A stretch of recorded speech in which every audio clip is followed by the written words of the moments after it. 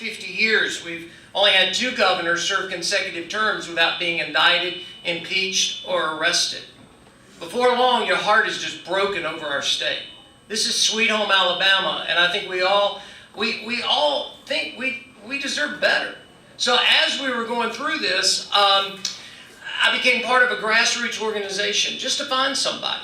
And to my surprise, they all looked at me and said, well, you're it. And I said, no. And then I said, absolutely no. And then they said, well, why don't you just pray about it? Now, I've been in church long enough to know preacher talk. When they say just pray about it, that's defined. You're going to do it, you just don't know it yet. You know, and y'all all been there, come on. And so I found myself in that moment of praying, and we had a burning bush moment, where literally we had our yes on the table, and since then we have been all in on the governor's race for this year, members.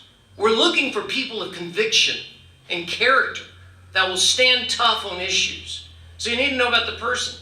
Now probably you're sitting here and you're going, okay, I may like the person, but will they be competent? I mean, if you get there, will you be able to do a good job? And some people say, well, what do you know about politics? You've just been in the ministry.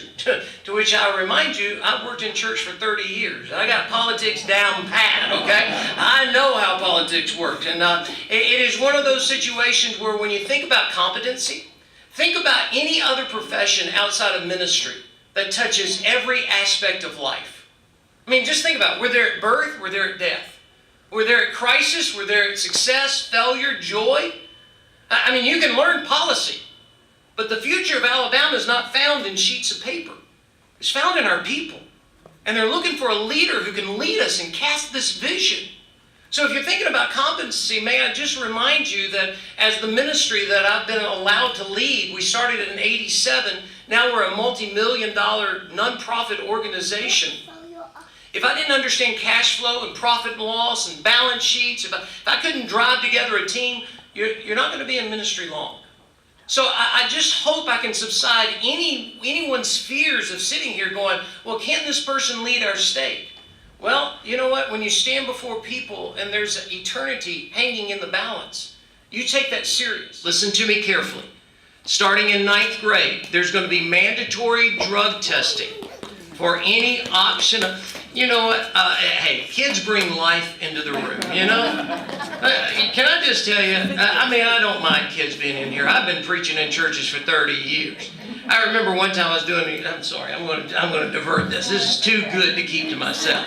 We had a little boy down in the front row all by himself, and I was preaching. He had his little Hot Wheels car.